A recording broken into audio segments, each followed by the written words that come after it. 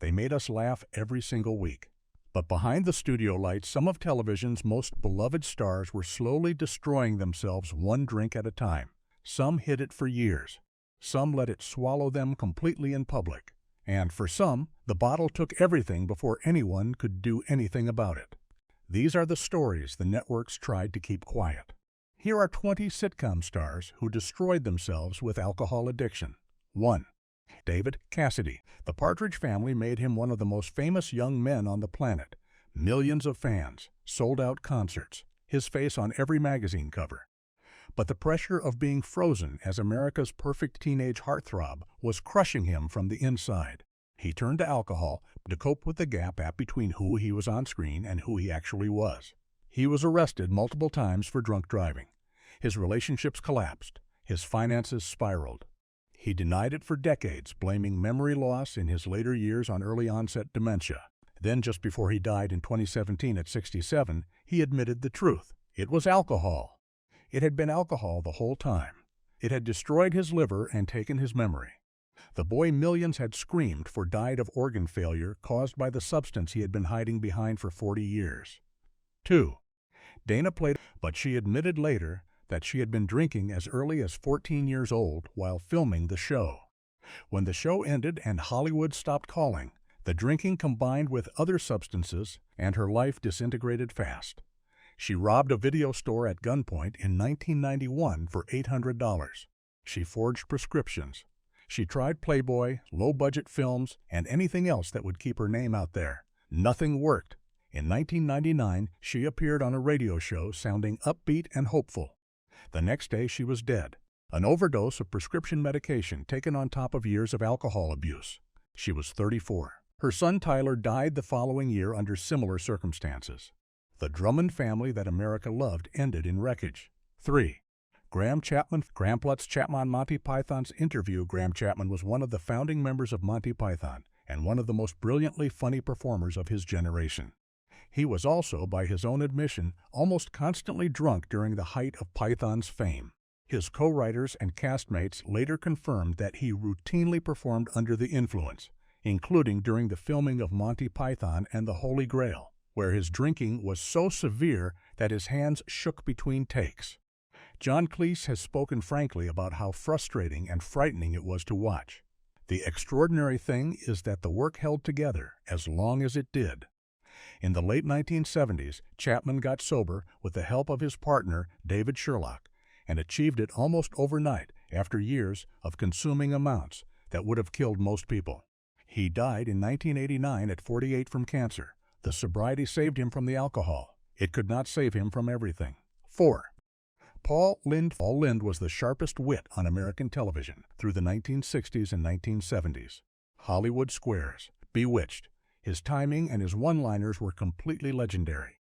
But the loneliness of living inside a closet the industry had built around him, and the fear of what the truth would do to his career, drove him to drink heavily throughout his entire professional life. When he drank, the wit turned cruel. He became unpredictable, insulting people he cared about, burning bridges that took years to build. His behavior became something Hollywood tolerated when the ratings justified it, and then stopped tolerating when they did not. The roles thinned out. The invitations stopped coming.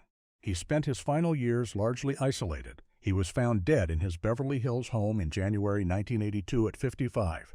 Heart failure.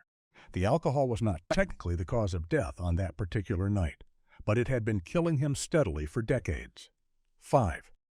Brett Butler and starred in Grace Under Fire, one of the top 10 sitcoms in America through the mid-1990s. She played a recovering alcoholic single mother with a sharp Southern wit that audiences genuinely loved. The devastating irony is that the recovery on screen was not matching what was happening behind the cameras. Her dependency on alcohol and prescription painkillers escalated throughout the run of the show. Her behavior on set became so erratic and unpredictable that a teenage co-star quit the production because of working conditions. ABC canceled the show in 1998 rather than keep managing the chaos. The money she had earned disappeared fast. She moved to a farm in Georgia and spent years in genuine poverty far from Hollywood. She eventually got sober and returned to small acting roles. But the show she built one of the most successful sitcoms of its era, was destroyed by the addiction it was partly built on. 6. Mackenzie Phillips was the daughter of John Phillips of the Mamas and the Papas and grew up surrounded by addiction before she was old enough to understand what it was. She became a star on One Day at a Time as a teenager, and the alcohol and drug use started almost immediately. The show's producers watched her deteriorate in real time. She was late. She forgot lines. Her energy, the thing that had made her compelling on screen, was vanishing. They fired her, which was nearly unheard of for a lead actress on a hit show. She spiraled through decades of addiction and rehab, a cycle that never fully broke. She eventually wrote a memoir that revealed the full depth of the trauma underneath the addiction, trauma that started long before Hollywood found her. Her story is not just about alcohol. It is about a child who never had a real chance before the industry got hold of her. 7. Nick Colasanto played Coach Ernie Pantuso on Cheers, the lovable, slow-witted bartender that the entire cast and audience adored. Before Cheers, he had spent years as a successful television director on shows like Bonanza and Hawaii Five-0. But the drinking that had been a constant in his life through those years had done damage that was not yet visible when Cheers began in 1982. His heart had been weakened significantly by decades of alcohol abuse. The cast noticed he was struggling. He needed more time between takes. His memory was not reliable. He kept a photograph of Ted Danson on his dressing room mirror so that he could remember his co-star's name. He died in February 1985 during the third season of Cheers at 61 years old. His castmates were devastated. Coach was written out of the show with a quiet tribute. He had achieved sobriety before the end, but the damage the drinking had done to his heart was already irreversible. 8. Danny Bonaduce played Danny Partridge on The Partridge Family and was one of the most charming red-headed kids on American television. The show made him famous before he was old enough to process what that meant. The drinking started in his teenage years and combined with other substance use to create a pattern that dominated his adult life for decades. He was found sleeping in his car in Phoenix. He filed for bankruptcy. He was arrested multiple times. He had a violent altercation in 1991 that led to serious legal trouble. He went through multiple marriages and rehabilitation programs with wildly inconsistent results. What distinguishes his story from others on this list is his honesty about it. He became a radio host and reality television figure who turned the wreckage of his addiction into content with a self-awareness that was sometimes uncomfortable and sometimes genuinely insightful. He survived. The road was genuinely ugly, and he has never pretended otherwise. 9. Jackie Gleason. He died in June 1987 at 71 from colon cancer that had spread to his liver. The alcohol had not created the cancer, but it had done decades of damage to the body that had to fight it. 10. Dick York. Bewitched Darren Lust Stevens' original Dick York played the original Darren Stevens on Bewitched from 1964 to 1969 and was the comedic heart of one of the most popular shows of the era. But he had injured his back severely on a film set in 1959, years before Bewitched, and the pain medication he took to function through filming eventually led to a serious dependency that included alcohol. He collapsed on the Bewitched set in 1969 and was quietly replaced by Dick Sargent without the public fully understanding why. The truth was that his body had given out. He spent the following decades in physical pain, financial ruin, and progressive decline. He lost his home. He and his family lived in genuine poverty. He dedicated his final years to charitable work helping the homeless, which was quietly remarkable given his own circumstances. He died in February 1992 at 63. He had been largely forgotten by the industry that had discarded him 20 years earlier. 11. Erin Moran played Joni Cunningham on Happy Days for a decade and was loved by millions who watched her grow from a little girl into a young woman across the show's run. When the work dried up after Joni Loves Chachi failed, she never found another solid foothold in the industry. The drinking worsened as the years went by, and the financial situation grew increasingly desperate. Reports in her later years described heavy alcohol use that combined with whatever physical health issues she was not disclosing.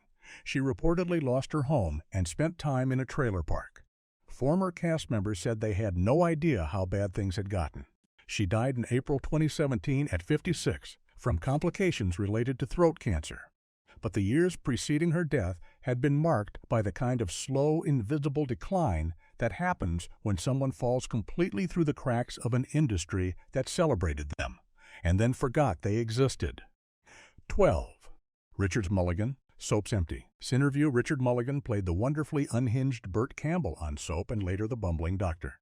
Harry Weston on Empty Nest, winning Emmy Awards for both roles. His comedic instincts were exceptional.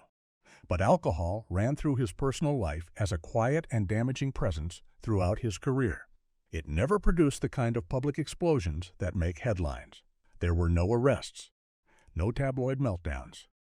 It operated more like a slow erosion, affecting his personal relationships, 4 marriages that each ended in failure, and his mood and availability in ways those around him noticed and worked around. He eventually addressed the issue and achieved sobriety. He died in 2000 at 67 from prostate cancer. His career held together better than many on this list, specifically because he never let the addiction become a public spectacle. But the private cost across 4 decades in the industry was real and documented by those who knew him well. 13. Red Foxx, a Sanford Plus Sun-Up's interview. Red Foxx played Fred Sanford on Sanford and Son and was one of the most beloved comedic figures of his era. He was also a man who drank heavily and spent money with absolutely no restraint. The IRS raided his home in 1989 and took nearly everything he owned to cover approximately $3 million in unpaid taxes. The public humiliation of watching federal agents remove his possessions was staggering for a man who had earned millions. The alcohol and the reckless financial behavior were intertwined in the way they often are. He had been warned repeatedly and ignored every warning. He returned to television with the royal family in 1991 trying to rebuild. On October 11, 1991, on the set of that show, he grabbed his chest and collapsed. His castmates thought he was doing his famous Fred Sanford fake heart attack routine. They laughed. They waited for the punchline. The punchline never came. He died that night at 68-14. Craig Ferguson played the gloriously chaotic Nigel Wick on The Drew Carey Show for years and was one of the funniest performers on American television through the late 1990s and 2000s. What many viewers did not know during those years was that he had come extraordinarily close to dying from alcoholism before his American career even began. By his mid-20s in Scotland, he was a full-blown alcoholic and heroin addict who had reached a point of complete physical and psychological collapse. He got sober on February 18, 1992, a date he has cited precisely in interviews, and has maintained sobriety since. He has spoken about his addiction with more clarity and honesty than almost any other public figure. His survival and the career he built afterward are genuinely remarkable. He did not just get sober. He rebuilt himself from nothing and created one of the more distinctive television careers of his generation. The addiction nearly ended everything before it started. 15. Fife Don Knotts was one of the most gifted physical comedians in the history of American television. Barney Fife on The Andy Griffith Show is one of the great sitcom characters ever created. 5 Emmy Awards, a career spanning 5 decades. What was less publicly known was that alcohol had been a consistent presence throughout his personal life, and that he struggled with it in ways that those close to him understood better than the general public ever did. His marriages were troubled, and his personal relationships strained by the drinking. He was the kind of alcoholic that Hollywood functioned around rather than confronted, because the talent was too valuable, and the behavior was manageable enough that it could be accommodated. He died in February 2006 at 81 from pulmonary fibrosis and pneumonia. His career survived the addiction in a way that many others on this list cannot claim. But it did not survive without cost to the people who lived alongside him. 16. Matthew Perry played Chandler Bing on Friends for 10 seasons and was one of the most beloved sitcom performers of his generation. His comedic timing was genuinely exceptional. But he wrote in his memoir that he could not remember 3 entire years of filming Friends because of the substances he was consuming, and alcohol was a central part of that. He was hospitalized multiple times during the show's run for reasons described publicly as something other than what they actually were. He spent the decades after Friends cycling through treatment and relapsed with an honesty in his later years that was genuinely moving. He described the addiction as something that was always with him, regardless of how much the external circumstances of his life improved. He was found dead in his hot tub in October 2023 at 54. The cause involved ketamine and a combination of other substances. He had been open about how hard the fight was. He lost it anyway. 17. Gary Busey was a genuinely powerful actor who received an Academy Award nomination for the Buddy Holly story and built a television career through guest appearances and series work across decades. But alcohol and cocaine addiction produced increasingly erratic behavior that made him progressively more difficult to cast in conventional productions. In 1988, he suffered a severe traumatic brain injury in a motorcycle accident, riding without a helmet, and the combination of the brain damage and the ongoing substance abuse created a behavioral volatility that became impossible for mainstream Hollywood to work around. He became a fixture on reality television, which accommodated his unpredictability as a feature rather than a problem. He has spoken about his faith and his recovery, but his professional career never returned to anything close to the level his early talent suggested it should have reached. The accident is always cited, but the addiction was the foundation that everything else was built on. 18. Played Kojak on the television series of the same name and became one of the most iconic cop characters in TV history. Who loves you? Baby became one of the most quoted lines of the 1970s. But Savalas was a heavy drinker and a compulsive gambler, and the combination of both drove him into serious financial difficulty throughout his career, despite the enormous sums he earned. He was known in Las Vegas as one of the most reckless gamblers of his era, routinely losing amounts that would have shocked his audience.